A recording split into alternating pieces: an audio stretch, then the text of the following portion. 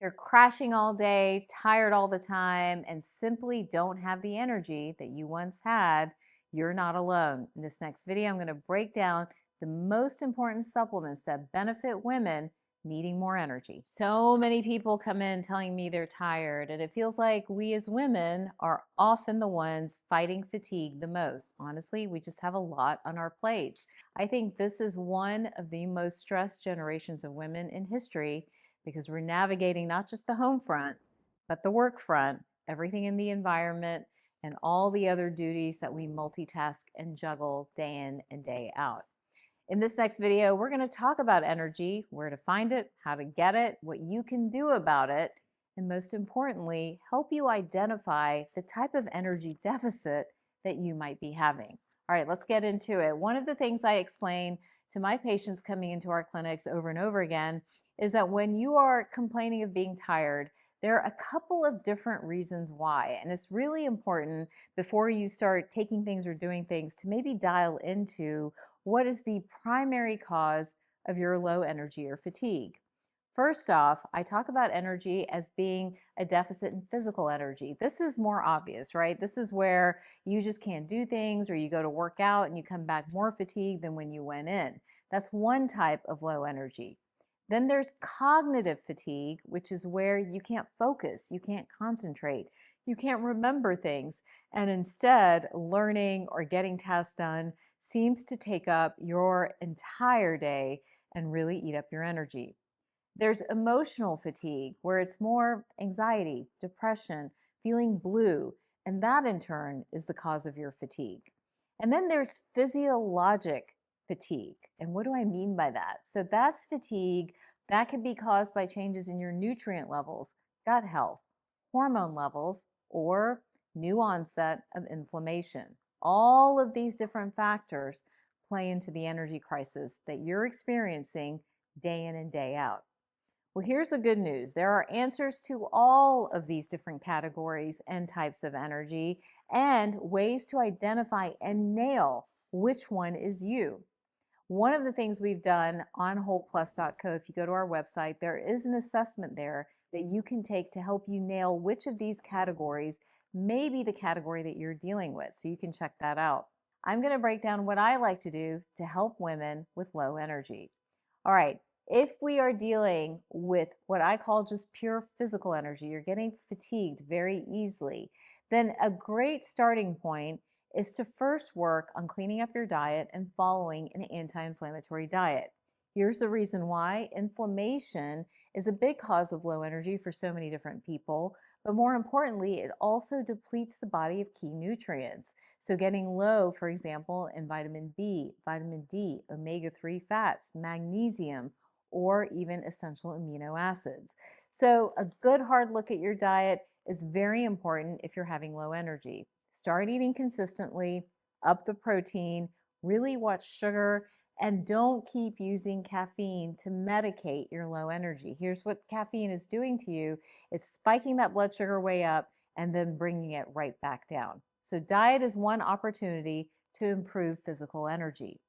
But another one is getting into the nutrient component, a little bit more detailed.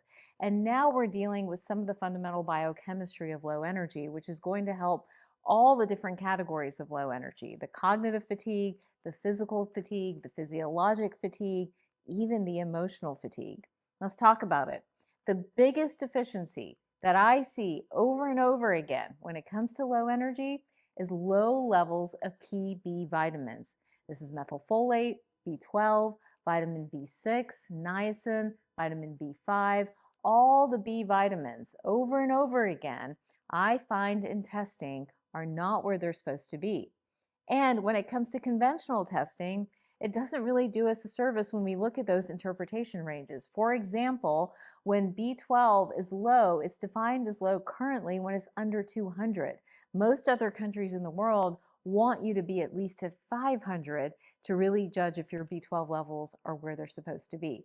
So B vitamins, a great place to begin if you're trying to improve energy, and kind of checks the box on all of those categories that I just talked about. B vitamins are one, but there are others that help with energy. A lot of energy shifting is actually due to hormone shifting, right? Remember that hormone category of fatigue. And so taking supplements that actually help you a little bit with that hormone shifting can improve your energy as well. What am I talking about here? So here I talk about the bookends, right? So we've already talked about the B vitamins. I love using ashwagandha during the day because that's a cortisol adaptogen or an adaptogen that helps to manage cortisol. And then maybe using a holy basil at night or a magnolia bark at night to calm the nervous system down and really sort of facilitate a better night's sleep. So using the adaptogens is yet another way to increase your energy. If you're having that afternoon fatigue, right, that 2 to 4 a.m. fatigue where you're crashing out right in the afternoon, maybe move the ashwagandha to around that time and take a little bit of extra B12 as well and see if that helps your energy as you go in towards the evening and towards the latter part of the day. All right, the other cause of low energy, remember, was inflammation. And we talked a little bit about inflammation with diet and trying to reverse it just with food.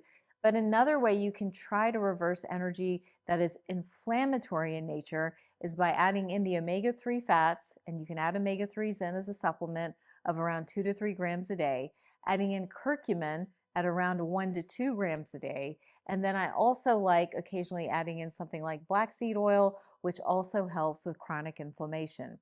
The reduction of inflammation can improve your energy. There are other signs of inflammation that accompany that low fatigue. It could be rashes, joint pain, brain fog, you name it. There are many others, but inflammation, just remember, is a big cause of low energy.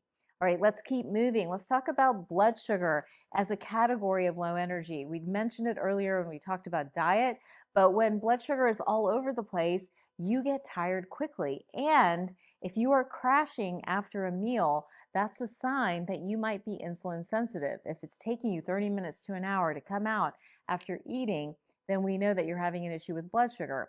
In that particular scenario, there are a couple of things I like to do. I like to make sure you're on a probiotic that helps to balance blood sugar a little bit better. In this case, we like S. boulardii or Saccharomyces boulardii, or a probiotic with Akkermansia in it that helps to regulate blood sugar better.